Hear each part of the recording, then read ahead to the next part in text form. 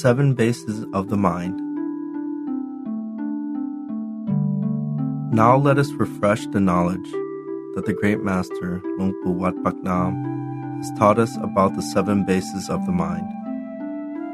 The first base is at the rim of the nostril, on the right side for men, on the left side for women. The second base is at the corner of the eye, on the right side for men, and on the left side for women.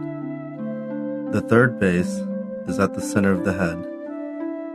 The fourth base is at the roof of the mouth.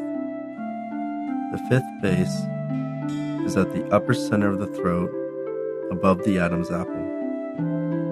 The sixth base is at the point in the middle of the abdomen, the meeting point of an imaginary line between the navel through the back and the line between the two sides.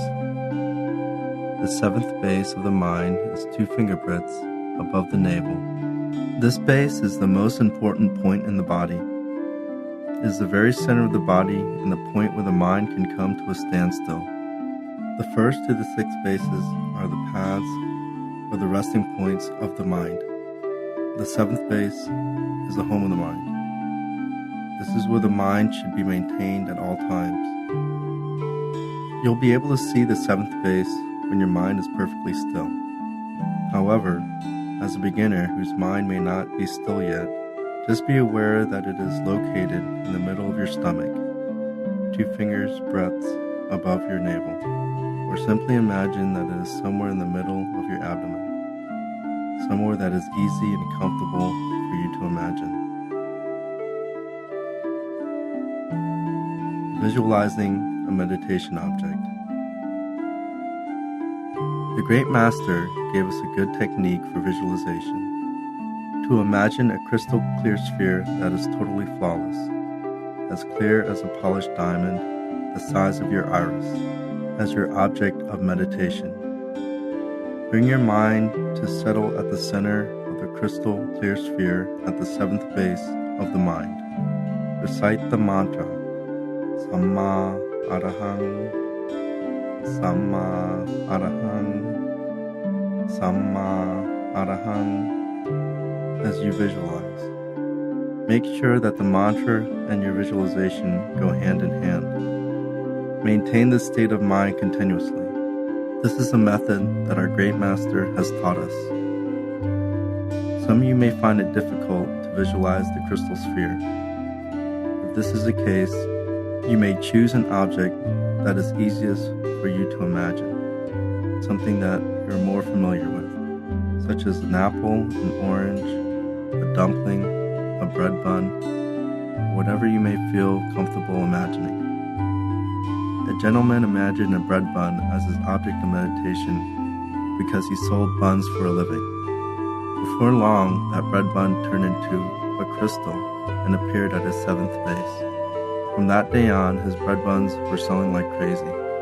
Keep visualizing, and soon, whatever object you visualize will progress to become the sphere of primary path. Use whatever object you wish as your object of meditation, a diamond, a pearl, a precious stone, or anything at all. But make sure you visualize in a nice and easy way, continuously. You may choose to recite the mantra along with your visualization or choose not to. This is up to you. If visualization is not for you, then you don't have to visualize.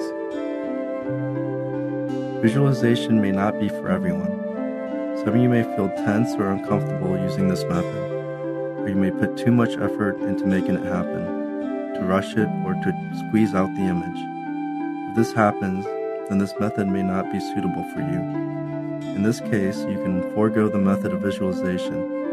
Instead, simply relax your mind at the 7th base or its whereabouts. Relax your mind quietly with a happy mood.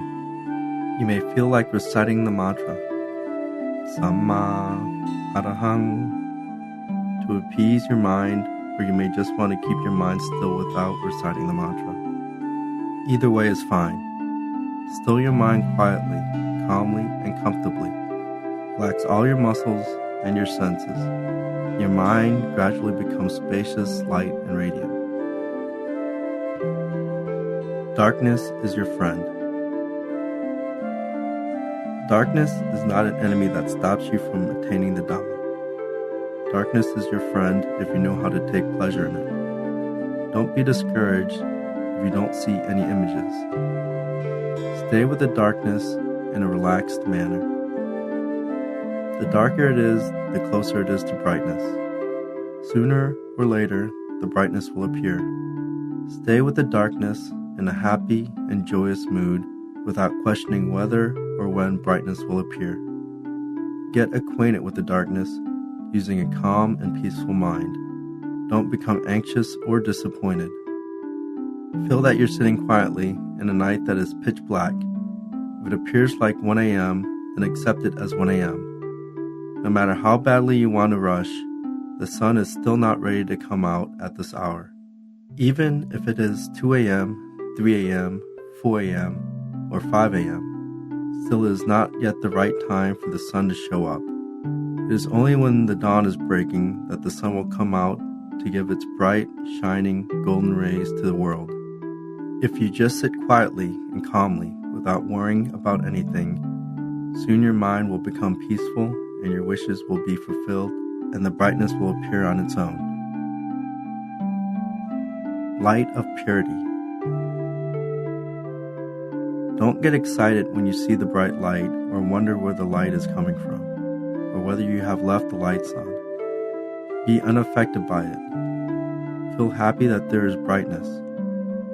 It is natural for the inner light to appear when the mind is still and purified. The same way it is natural for the golden rays of the sunlight to appear with every breaking dawn. This is the light of purity. It is your reward when you embrace the Dhamma and train your mind to be still. Once you realize that the appearance of the bright light is a natural occurrence, you won't feel excited the same way you don't feel excited seeing the sun rising in the morning. By being calm, your mind will become even more still. Soon you'll see the source of the inner light, and one after another, the transcendental bodies will emerge. Continue to maintain a calm and radiant mind until you attain the inner Dhamma.